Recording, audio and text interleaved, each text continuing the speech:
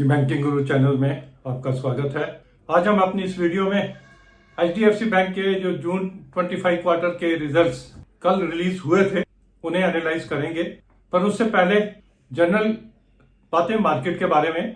तकरीबन 3 महीने से हम दोबारा अपने वीडियोस में बता रहे थे कि जून क्वार्टर के बैंकों के जो रिजल्ट्स हैं वो थोड़े से सबड्यूड आएंगे, इतने अच्छे नहीं आने वाले हैं। और अभी तक के जो रिजल्ट्स आए हैं उनसे यही आइडिया लगता है कि रिजल्ट्स जो है कोई बहुत अच्छे नहीं है, क्योंकि कई बैंकों के शेयर्स काफी चल चुके थे, इसलिए हम उसमें करेक्शन भी देख रहे हैं और हो सकता है मंडे को भी हमें यही ट्रेंड देखने को मिले। लेकिन ध्यान रहे, जहां हमने ये कहा था कि जून क्वार्टर के रिजल्ट्स अच्छे नहीं आएंगे, वहां हमने ये भी कहा था कि अगले साल 2 साल जो है अच्छे results we can expect from the banks, क्योंकि बाकी सब कुछ ठीक है, ये सिर्फ क्वार्टर ऑन क्वार्टर का इशू हो सकता है। इसलिए what we need to do now onwards, जब कभी अच्छे बैंकों में कोई भी करेक्शन मिले तो हमें बैंकों के स्टॉक्स को दोबारा एकोमोडेट करना शुरू कर देना चाहिए। That is for sure Indian economy is growing. हाँ, ट्रंप के टैरिफ्स और जो ट्रेड डील होने वाली है या नहीं होने वाली है, जब तक वो हो ना जाए या ना हो जाए तब तक कुछ मार्केट थोड़ा सा सबड्यूड ही रह सकती है। तो आइए देखते हैं एचडीएफसी बैंक क्या हमें बताता है। जिस समय से रिजल्ट डिक्लेयर हुए हैं उस समय से what we are seeing is कि सोशल मीडिया, यूट्यूब भरे पड़े हैं। somebody is saying रिजल्ट्स बहुत अच्छे हैं, the others are saying results are खराब, अच्छे नहीं है। हर तरह की आवाज आ रही है। Let me tell you, results जो है ऑपरेशनल रिजल्ट्स नॉर्मल हैं, ना अच्छे हैं ना बुरे हैं। कुछ अच्छी चीजें हैं, वो भी हम डिस्कस करेंगे। इट डिपेंड्स कि आपकी पोजीशन मार्केट में एचडीएफसी बैंक को लेकर कैसी है। अगर आप लॉन्ग हैं तो you will see those things only कि रिजल्ट्स अच्छे हैं, 12% का प्रॉफिट में जंप है, ये है वो सब बातें हो रही हैं। और अगर आप शॉर्ट हैं तो फिर तो काफी कुछ है रिजल्ट्स में उसको एनालाइज करने के लिए। तो we are neutral as far as the HDFC bank is concern, but ये वीडियो हम रिजल्ट्स एनालाइज करने की बजाय learnings from the HDFC bank results वो हम करने की कोशिश करेंगे। काफी कुछ है सीखने के लिए, एनालाइज करने के लिए। आपको भी मजा आएगा।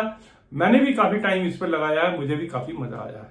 सबसे पहले बोनस की बात करते हैं। 1:1 बोनस एक सेंटिमेंटली, जब भी कभी किसी कंपनी का बोनस डिक्लेयर होता है तो सेंटिमेंटल इसके एक पुश मिलता है, और पीछे बैक ऑफ इट ये हमें समझ आता है कि yes the company is able to see कि आगे आने वाले समय में भी अच्छा ही हम करेंगे, इसलिए वो बोनस देते हैं। उसके अलावा बहुत ज्यादा उस पर फर्क नहीं पड़ता है, क्योंकि एक सिर्फ बुक एंट्री होती है। जो इनके रिजर्व्स होते हैं उसमें से निकाल के कैपिटल को इंक्रीज कर दिया जाता है, रिजर्व टू दैट एक्सटेंट कम हो जाते हैं। जहां हमारे हाथ में 1 शेयर होता है वो 2 शेयर बन जाते हैं, but at the same time value भी उसके शेयर की उतनी ही कम हो जाती है। हमने देखा है रिलायंस के केस में 3000 से 1500 आ गया, यही स्मॉल फाइनेंस बैंक के केस में 1200 से 600 रुपए आ गया। इस केस में भी 2000 से हो सकता है 1000 आ जाए 1:1 के बोनस की वजह से। बट यह भी फैक्ट है कि उसके बाद स्लो एंड स्टडली जिस भी कंपनी ने बोनस दिया होता है उसके शेयर जो है चलना शुरू हो जाता है। तो एक्स बोनस या कम बोनस आप कैसे भी लेके चल लीजिए, अगर आप उसमें इन्वेस्ट करते हैं तो over a period of time आपको बेनिफिट ही रहता है। ये तो हो गई बोनस की बात। सिवाय सेंटिमेंटल पुश के और ज्यादा कुछ उसमें से शेयर होल्डर्स को नहीं मिलता। सेकंड चीज, HDB financial services subsidiary of HDFC bank IPO आया। 20% हिस्सा एचडीएफसी बैंक ने बेच दिया आईपीओ में। 9128 करोड़ का प्रॉफिट कमाया, वो तो सबको मालूम है। लेकिन at the back of it understand कि 20% हिस्सा 9128 करोड़ का प्रॉफिट, अभी 80% बाकी है, 75% बाकी है। अगर उस 75% को हम अकाउंट फॉर करके चलें तो तकरीबन 35,000 करोड़ का हिडन प्रॉफिट एचडीएफसी बैंक के सामने खड़ा है। This is very big positive for the HDFC bank and for that matter all those banks जिनकी सब्सिडरीज हैं जो अभी लिस्ट नहीं हुई हैं, उनका ये हिडन प्रॉफिट है जो जब कभी भी लिस्ट होंगी वो बैंकों की स्ट्रेंथ ही दिखाता है। Next 5% dividend, special dividend declare किया गया।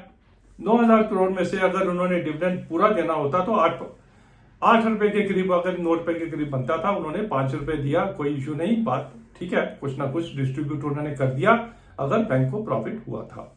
Next is treasury. इनको ट्रेजरी इनकम हुई, लास्ट क्वार्टर में थी 1230 करोड़, अभी हो गई 12,776 करोड़, 11,546 करोड़ की जंप है ट्रेजरी इनकम में, विच इंक्लूडेड 9,000 करोड़ का इनका जो sale on investment, that is HDB financial का जो सेल उन्होंने किया।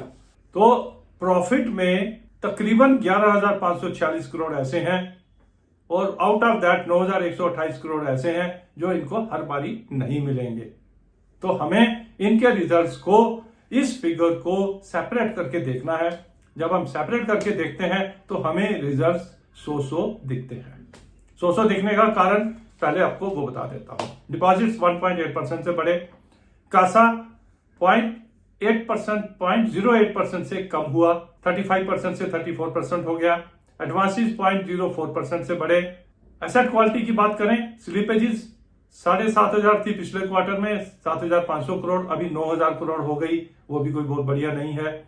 पीसीआर हालांकि देखने के लिए प्रोविजन इन्होंने बढ़ाई है, लेकिन जो स्पेसिफिक प्रोविजन होती है उसे इन्होंने कम किया, 68% से कम करके 67% कर दिया।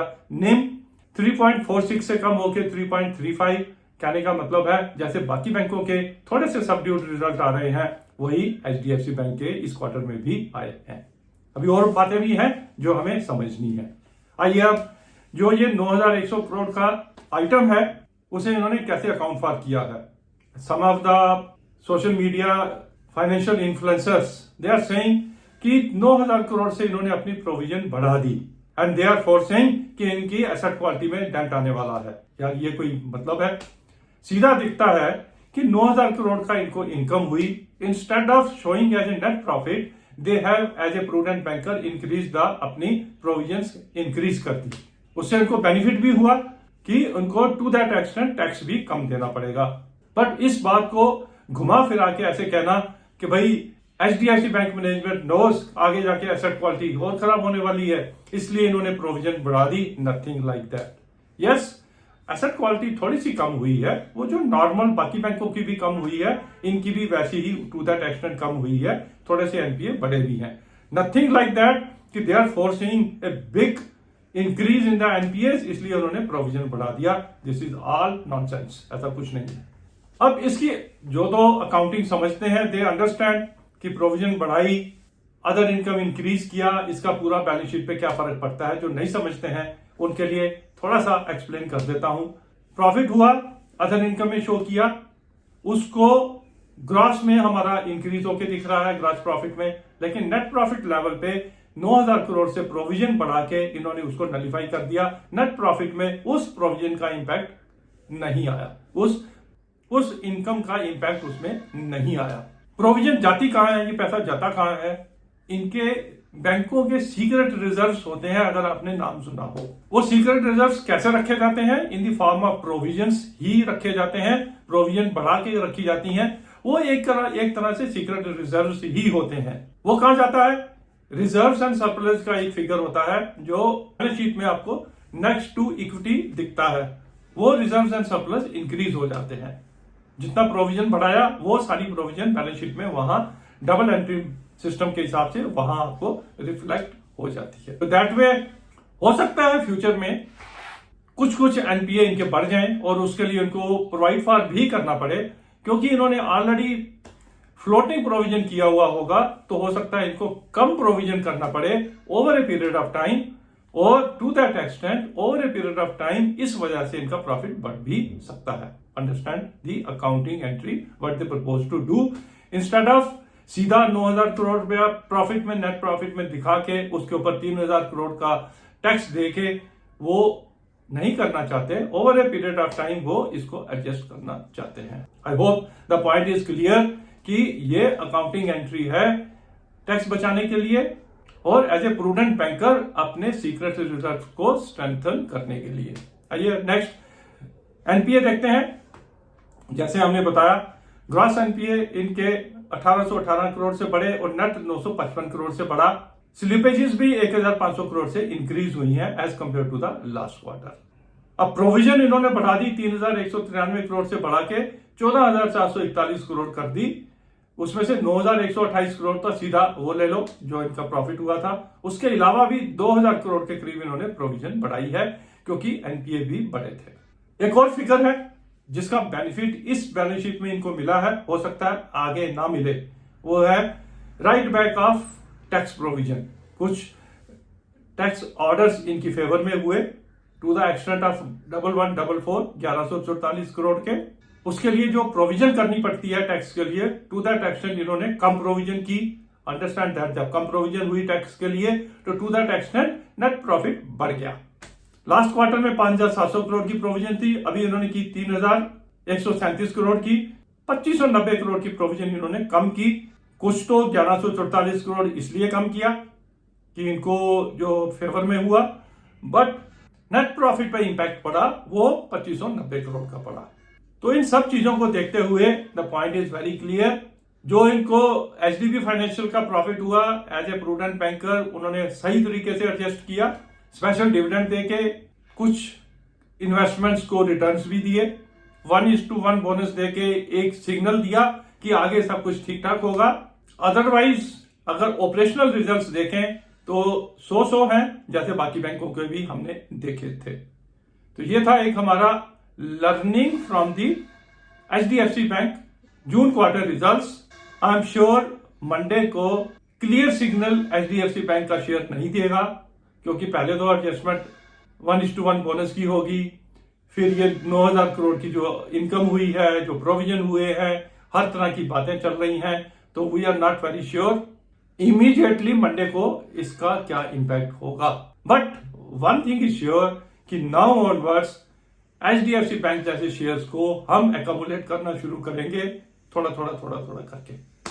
Thank you for watching HDFC bank June quarter results analysis.